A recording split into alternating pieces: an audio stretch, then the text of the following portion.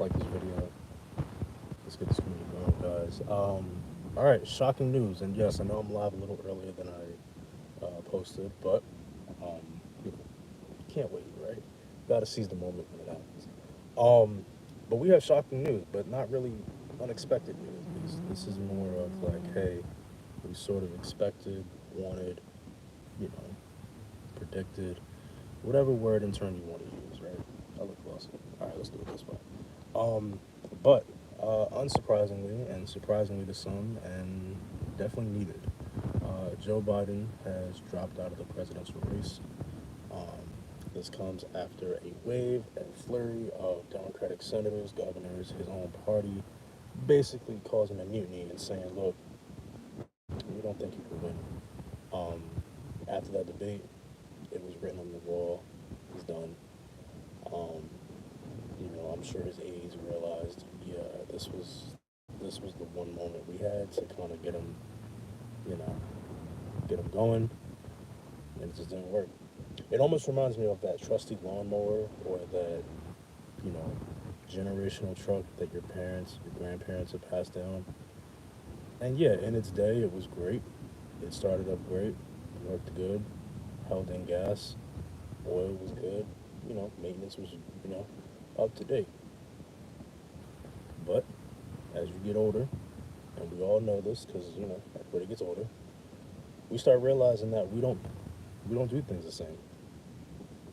We just don't.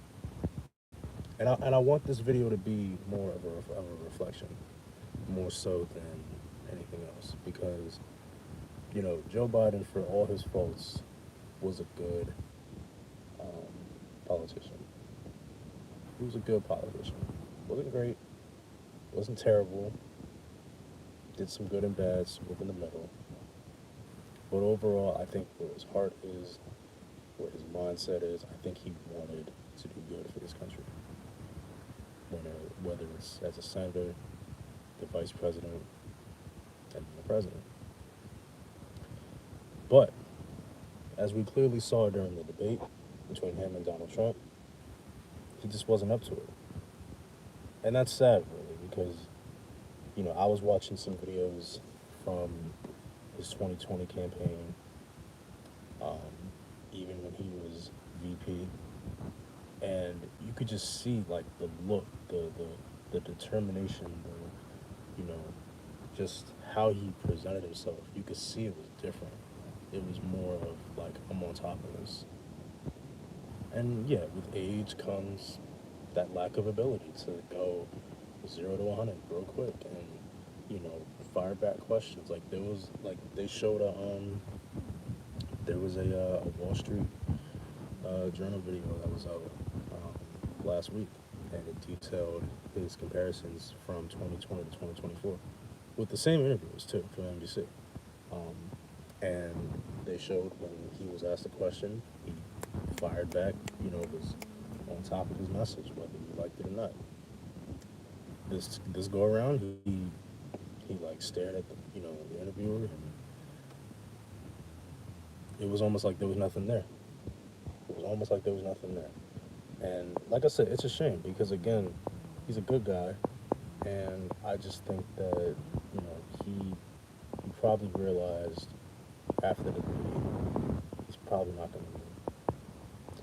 I also think he realized after the attempted assassination of Donald Trump that the Republican Party is now unified. You know, and some would say finally, right? Some would say finally at last they're unified. But at the end of the day, I think he knew he couldn't win. I think he knew that there was a part of him that was being too stubborn for his own good. I think when his aides were calling on him and other Democrats were calling on him to step aside and just allow for you know, some new blood to come in and a younger generation to come in and lead, one would say he was a stubborn old man. And you know what?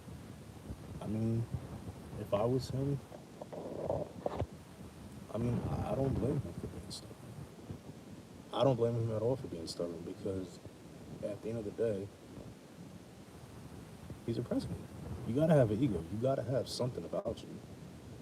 And I think all presidents, all leaders, anyone who has been in like management or any sort of supervisory position, you're gonna have an ego because how else do you get to the top outside of money?